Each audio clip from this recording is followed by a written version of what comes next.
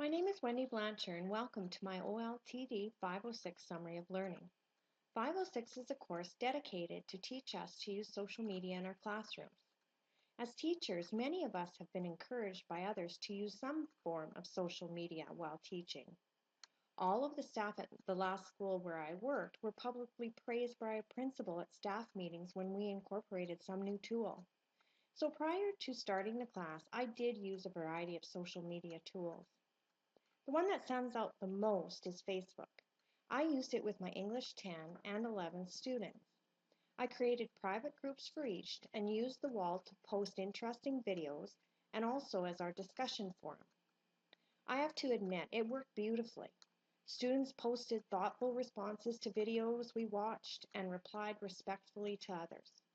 Every student participated, were engaged in the activity, and had a voice in the discussion. Prior to this course, I would have recommended it to any high school teacher wanting to encourage rich discussions in the classroom. All of the students in the class already had a Facebook account, so I thought I was brilliant to take advantage of social media that they were already using. I used Facebook with the permission of my principal. What I realize now after taking 506 is that my principal is not the only person I should have been asking permission from. Parents needed to give consent prior to their children using Facebook in the classroom for a number of reasons. Firstly, Facebook has pushed the boundaries with how much information it can share about users without their consent and knowledge. The default settings have been changed so that photos, wall posts, and lists of friends are visible to everybody on the internet. So users must change the default settings to ensure they have privacy. The privacy settings are often difficult to navigate, and some students are just not aware of how public their profiles really are. So all the students in my class at the time I used Facebook may not have changed the settings. In retrospect, this probably should have been my first lesson prior to using Facebook in my classroom. Secondly, Facebook makes billions from advertisers every year. In order to do so, the Facebook site leverages personal networks and uses profile pictures for commercial advertising without the user's consent. Even though I was not directly responsible for having students create their profiles, I was promoting the use of Facebook in my classroom without ensuring that students were safe and their privacy was protected while using it.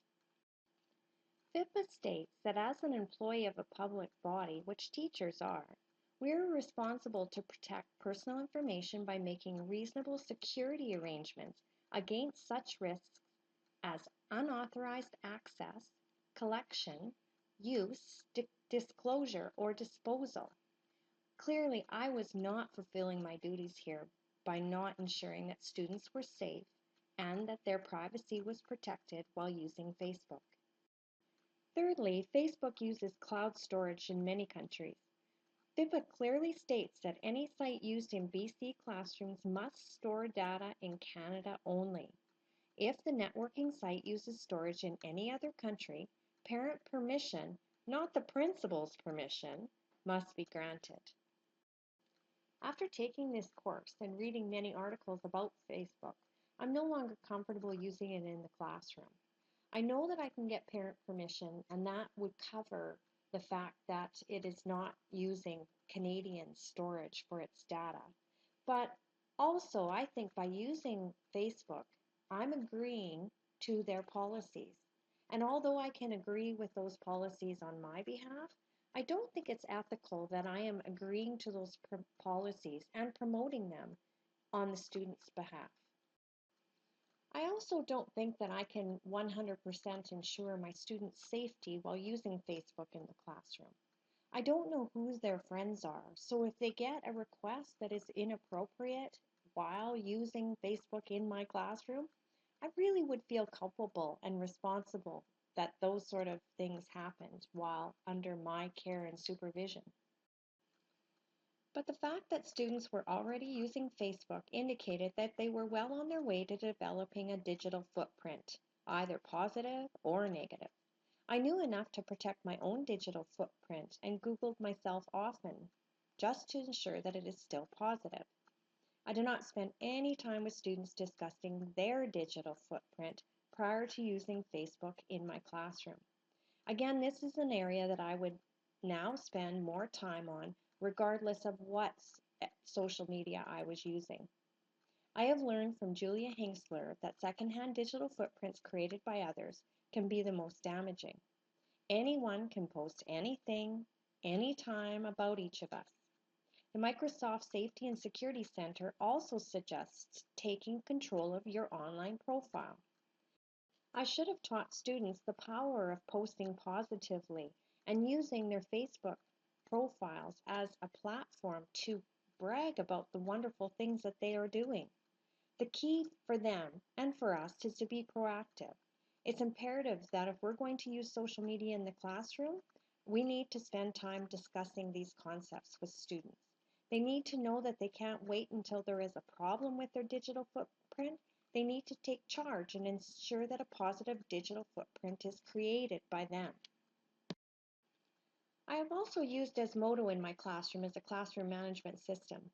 Edmodo is a free and secure online learning platform and is beneficial to students because they can participate in class discussions, which are monitored by me, communicate directly with me, keep track of important due dates, events, and tasks with the calendar, receive and turn in assignments and quizzes, view missed work when absent from class, access file links and resources provided by me, and access Edmodo from pretty much anywhere.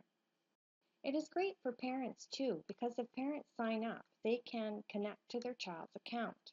So they can also keep informed of due dates, assignments, grades, school events, and any direct communication between their child and me. When I used Edmodo previously in my classroom, again, it was with my principal's consent. Unfortunately, that is legally not adequate, and I'm aware of that now. Even though parents had already signed a permission slip for their child to use the internet for educational purposes at our school, their consent is still required for students to use Edmodo because the information required to set up a user profile is not stored in Canada.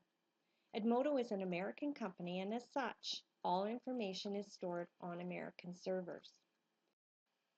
Prior to this course, I was not really aware of my legal or ethical responsibility to students when using social media and relied on my administrator for guidance.